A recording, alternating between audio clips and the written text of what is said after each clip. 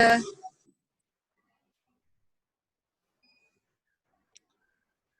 त्योहारों के बाद रक्षाबंधन का त्योहार और बकरीद का त्योहार आप सभी लोगों ने अपने अपने रिलीजियस के हिसाब से मनाया और मैं उम्मीद करता हूं कि आप लोग खूब एंजॉय किए होंगे। अब उन त्योहारों के बाद अब फिर से पठन पाठन का काम शुरू हो चुका है और इसी कड़ी में आगे बढ़ते हुए हम आज दिनांक 6 अगस्त सन 2020 को बसंत भाग 3 का 10वां अध्याय जिसका नाम है कामचोर, इसकी शुरुआत करने जा रहे हैं। सबसे पहले मैं आपको बताता हूं कामचोर शब्द का अर्थ क्या होता है। जो व्यक्ति काम न करना चाहे अर्थात काम से जी चुराए, ऐसे व्यक्ति को कामचोर कहते हैं। अब जी चुराना मतलब काम को किसी और पे टाल देना, काम को अगले दिन के लिए या अनंत काल के लिए टाल देना, या काम को न करने के लिए भिन्न भिन्न प्रकार के बहाने बनाना, ये सब कामचोरी में ही आता है। तो ये शीर्षक जो कामचोर है, इसमें यह एक व्यंग्यात्मक और हास्यात्मक लेख है। इस्मत चुगतई इसके लेखक हैं। तो आइए हम सब शुरू करते हैं कामचोर। और बीच बीच में जो कठिन शब्द आएगा मैं आप सबको बताता चलूंगा, लेकिन आप सबसे रिक्वेस्ट है मेरी कि आप लोग बीच में इंटरप्शन ना करें, बोले नहीं। अगर आपके बैकग्राउंड में आवाज आ रही है तो आप लोग अपना माइक बटन म्यूट भी कर लें, ठीक है। तो शुरू करते हैं आज का अध्याय जिसका नाम है कामचोर। बड़ी देर के वाद विवाद के बाद यह तय हुआ कि सचमुच नौकरों को निकाल दिया जाए। आखिर ये मोटे मोटे किस काम के हैं? हिलकर पानी नहीं पीते, इन्हें अपना काम खुद करने की आदत होनी चाहिए। कामचोर कहीं के। किसी परिवार में ये मंत्रणा चल रही है ऐसा लग रहा है, और वो लोग आपस में बात कर रहे हैं कि घर में जो नौकर हैं जो खाकर मोटे मोटे हो गए हैं और अपने पीने के पानी के लिए भी हिलना नहीं चाहते हैं, तो इनको घर से इनको काम से निकाल दिया जाए।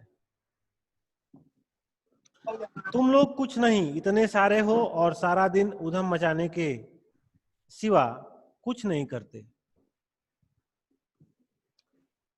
और सचमुच हमें ख्याल आया कि हम आखिर काम क्यों नहीं करते।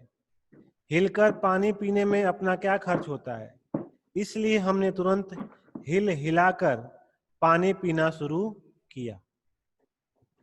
हिलने में धक्के भी लग जाते हैं और हम किसी के दबैल तो थे नहीं कि कोई धक्का दे तो सह जाएं। लीजिए, पानी के मटकों के पास ही घमासान युद्ध हो गया। सुराहियां उधर लुढ़की, मटके इधर गए, कपड़े भीगे सो अलग। यह भला काम करेंगे, अम्मा ने निश्चय किया। कैसे करेंगे, कैसे नहीं? देखो जी, जो काम नहीं करेगा उसे रात का खाना हरगिज नहीं मिलेगा, समझे? यह लीजिए, बिल्कुल शाही फरमान जारी हो रहे हैं। शाही फरमान मतलब राजाओं के द्वारा जो आदेश सुनाया जाता है उसी को शाही फरमान कहते हैं। तो परिवार के मुखिया पेरेंट्स होते हैं, माता पिता ही होते हैं। तो इसीलिए मुखिया के द्वारा बच्चों के खिलाफ जो आदेश दिया गया, बच्चों ने उसे शाही फरमान कहकर व्यंग्यात्मक टिप्पणी की। मेरी आवाज आप सब तक पहुंच रही है? शिवम? Yes sir. चलिए आगे देखिए। हम काम करने को तैयार हैं।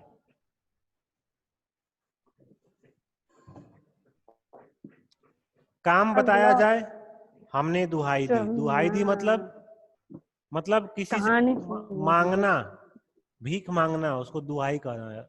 याचना करना उसको दुहाई कहते हैं। बहुत से काम हैं जो तुम कर सकते हो। मिसाल के लिए यह दरी कितनी मैली हो रही है, आंगन में कितना कूड़ा पड़ा है, पेड़ों में पानी देना है, और भाई मुफ्त तो यह काम करवाए नहीं जाएंगे, तुम सबको तनख्वाह भी मिलेगी। अब्बा मियाँ ने कुछ काम बताए और दूसरों कामों का हवाला भी दिया। माली को तनख्वाह मिलती है, अगर सब बच्चे मिलकर पानी डालें तो? ए हे खुदा के लिए नहीं, घर में बाढ़ आ जाएगी। अम्मा ने याचना की। फिर भी तनख्वाह के सपने देखते हुए हम लोग काम पर तुल गए।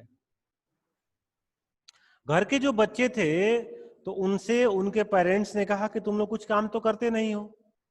तो बच्चों ने कहा कि ठीक है, हमें काम बता दिया जाए।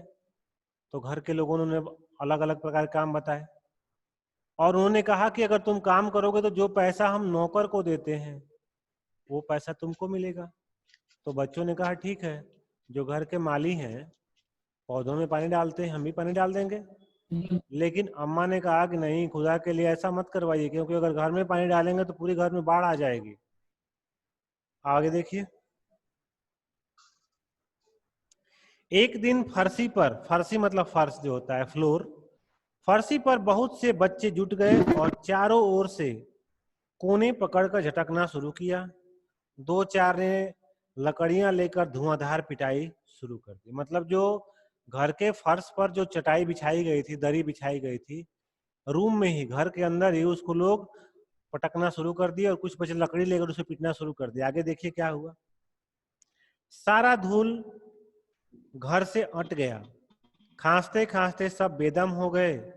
सारी धूल जो दरी पर थी, जो फर्श पर थी, सबके सिरों पर जम गई, नाकों और आंखों में घुस गई। बुरा हाल हो गया सबका। हम लोगों को तुरंत आंगन में निकाला गया।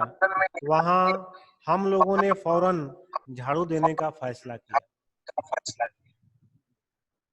कहने का मतलब है कि जब बच्चों को काम बताया गया तो उन्होंने दरी को पकड़ ली चारों कोनों से और झटकना शुरू कर दिया। झटकने के बाद क्या होता है कि उसमें आवाज, उसमें से वो डस्ट निकलने लगता है।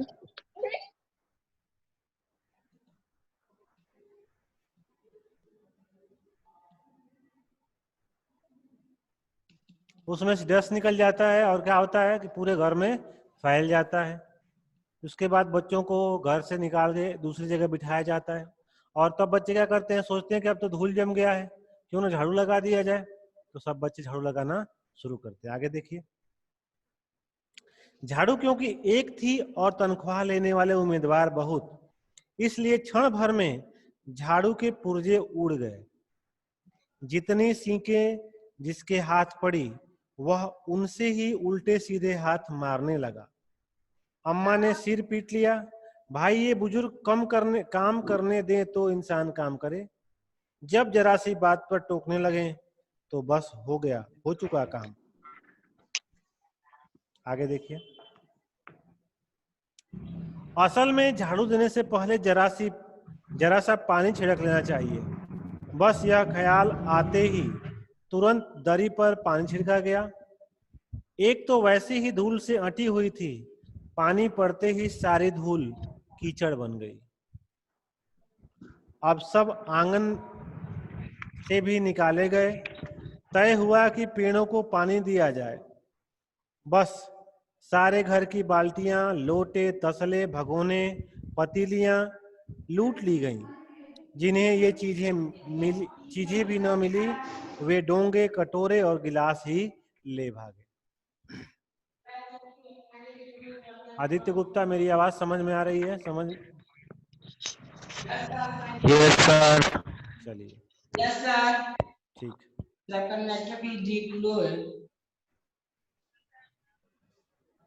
अब सब लोग नल पर टूट पड़े। यहां भी वह घमासान मची। क्या मजाल जो एक बूंद पानी किसी के बर्तन में आ सके। ठूसम ठास, किसी बाल्टी पर पतीला और पतीले पर लोटा और भगोने और डोंगे। पहले तो धक्का चले, फिर कोहनियां और उसके बाद बर्तन। फौरन बड़े भाइयों, बहनों, मामुओं और दमदार मौसियों, फूफियों की कुमक भेजी गई। कुमक मतलब होता है फौज। कुमक भेजी गई। फौज मैदान में हथियार फेंककर पीठ दिखा गई।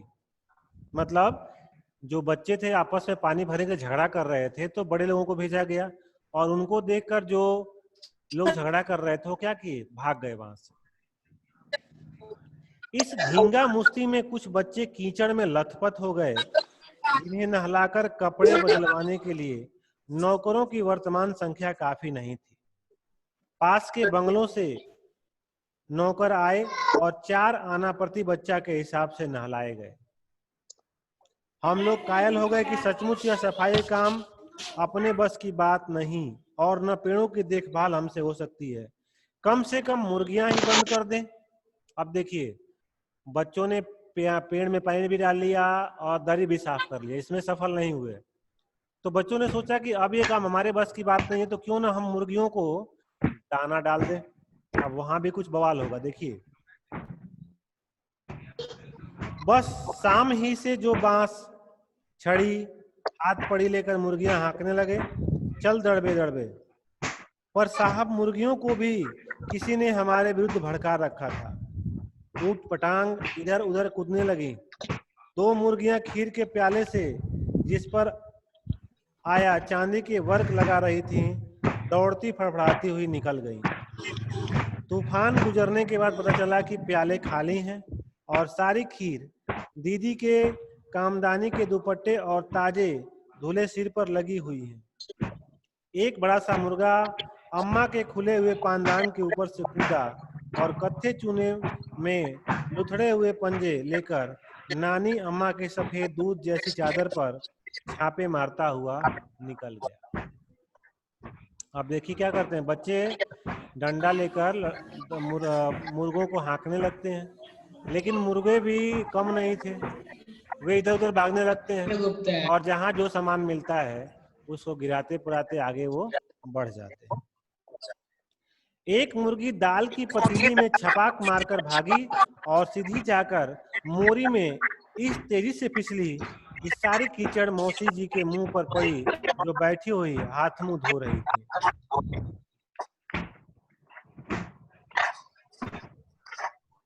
कृपांकर सिंह म्यूट करिए अपने आप को। आदित्य गुप्ता, आदित्य सिंह, यस, क्या पूछना है आपको, पूछिए। आदित्य सिंह,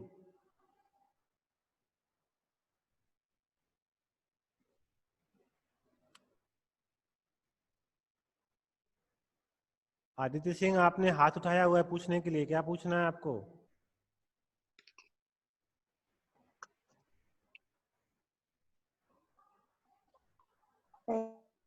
चलिए आगे देखिए। Piyush Tripathi, mute yourself. Okay sir. चलिए, इधर सारी मुर्गियां बेनकेल मतलब जिसपे कोई कंट्रोल ना हो, उसी को बेनकेल कहते हैं। बेनकेल का ऊंट बनी चारों तरफ दौड़ रही थी। एक भी दड़बे में वो जाने को राजी, दड़बा जो मुर्गियों का रहने का घर होता है उसको दड़बा कहते हैं, एक भी दड़बे में जाने को राजी न थी। इधर किसी को सूझी कि जो भेड़ें आई हुई हैं, लगे हाथ उन्हें भी दाना खिला दिया जाए। दिन भर की भूखी भेड़ें दाने का सूप देखकर जो सब झपटी तो भाग कर जाना कठिन हो गया। लस्टम पस्टम तख्तों पर चढ़ गईं। लस्टम पस्टम मतलब जैसे तैसे। पर भेड़ चाल मशहूर है, उनकी नजर तो बस दाने के सूप पर जमी हुई थी। पलंगों को फलांगती, बर्तन लुढ़काती साथ साथ चढ़ गईं। तख्त पर बनी दीदी का दुपट्टा फैला हुआ था, जिस पर गोखरी, चंपा और सलमा सितारे रखकर बड़ी दीदी मुगलानी बुआ को कुछ बता रही थी। भेड़ें बहुत निसंकोच सबको रौंदती, मेंगनों का छिड़काव करती हुई दौड़ पड़ी। जब तूफान गुजर चुका तो ऐसा लगा जैसे जर्मनी की सेना टैंकों और बमबारों सहित उधर से छापा मारकर गुजर गई हूं। जहां जहां से सूप गुजरा भेड़ें शिकारी कुत्तों की तरह गंध सूंघती हुई हमला करती गईं। हज्जन माँ एक पलंग पर दुपट्टे से मुंह ढके सो रही थी। उन पर से जो भेड़ दौड़ी तो न जाने वह सपने में किन महलों की सैर कर रही थी, दुपट्टे में उलझी हुई मारो मारो चीखने लगी। इतने में भेड़ें सूप को भूलकर तरकारी वाली की टोकरी पर टूट पड़ी। वह दलान में बैठी मटर की फलियां तोल तोल कर रसोइये को दे रही थी। वह अपनी तरकारी का बचाव करने के लिए सीना तान खड़ी हुई। आपने कभी भेड़ों को मारा होगा तो अच्छी तरह देखा होगा कि बस ऐसा लगता है जैसे रुई के तकिए को कूट रहे हों। भेड़ को चोट ही नहीं लगती, बिल्कुल यह समझकर कि आप उससे मजाक कर रहे हैं। वह आप ही पर चढ़ बैठेगी। जरा सी देर में भेड़ों ने तरकारी छिलकों समेत अपने पेट की कड़ाही में झोंक दी। मतलब जो तरकारी थी बेचने के लिए जो लाई थी, भेड़ें उसको क्या की, खा गई। इधर यह प्रलय मची थी, उधर दूसरे बच्चे भी लापरवाह नहीं थे। इतनी बड़ी फौज थी जिसे रात तक खाना न मिलने की धमकी मिल चुकी थी। वे 4 भैंसों का दूध दुहने पर जुट गए। धुली बेधुली बाल्टी लेकर 8 हाथ 4 थनों पर पिल पड़े। भैंस एकदम जैसे चारों पैर जोड़कर उठी और बाल्टी को लात मारकर दूर जा खड़ी हुई। तय हुआ कि भैंस की अगाड़ी पिछाड़ी बांध दी जाए, मतलब अगले पिछले पैर जो हैं वो बांध दिया जाए और फिर काबू में लाकर दूध दूध लिया जाए। बस झूले की रस्सी उतारकर भैंस के पैर बांध दिए गए। पिछले 2 पैर चाचा जी की चरपाई के पायों में बांधे गए। अगले 2 पैर को बांधने की कोशिश जारी थी कि भैंस चौकन्नी हो गई। छूटकर जो भागी तो पहले चाचा जी समझे कि शायद कोई सपना देख रहे हैं। फिर जब चरपाई पानी के ड्रम से टकराई और पानी छलक कर गिरा तो समझे आंधी तूफान में फंसे हैं, साथ में भूचाल भी आया हुआ है। फिर जल्दी ही उन्हें असली बात का पता चला और वह पलंग की दोनों पटियां पकड़े बच्चों को छोड़ देने वालों को भला बुरा सुनाने लगे। यहाँ बड़ा मजा आ रहा था। भैंसें भागी जा रही थी और पीछे पीछे चरपाई और उसी पर बैठे हुए चाचा जी थे। ओहो, एक भूल हो गई, यानी बछड़ा तो खोला ही नहीं, इसलिए तत्काल बछड़ा भी खोल दिया गया। तीर निशाने पर बैठा और बछड़े की ममता में व्याकुल होकर भैंस ने अपने खुरों को ब्रेक लगा दिए। बछड़ा तत्काल जुट गया। दूहने वाले गिलास कटोरे लेकर लपके, क्योंकि बाल्टी तो छपाक से गोबर में जा गिरी थी। बछड़ा फिर भी बागी हो गया। कुछ दूध जमीन पर और कपड़ों पर गिर गया। 2-4 धारें गिलास कटोरों पर भी पड़ गई। बाकी बछड़ा पी गया। यह सब कुछ कुछ मिनटों के 3/4 में हो गया। घर में तूफान उठ खड़ा हुआ।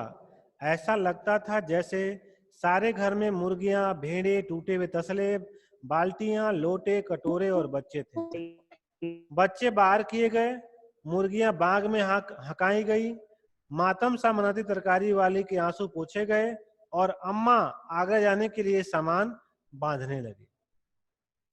या तो बच्चा राज कायम कर लो या मुझे ही रख लो, नहीं तो मैं चली मायके, अम्मा ने चुनौती दे दी।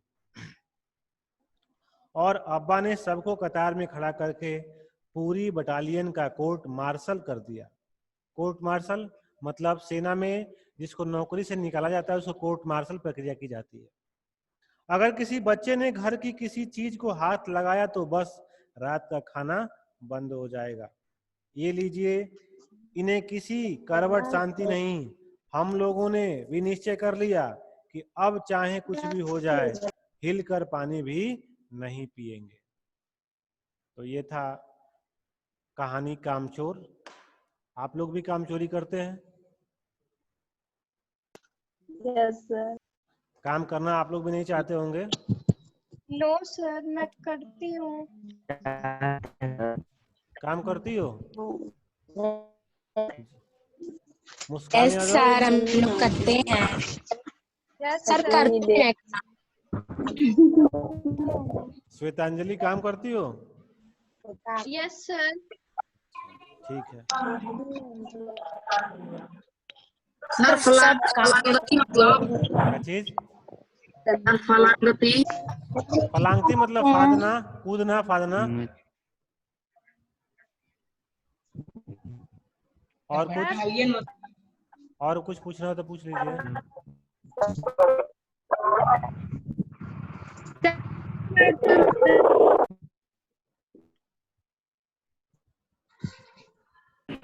पर्ची तरीके सर झींगा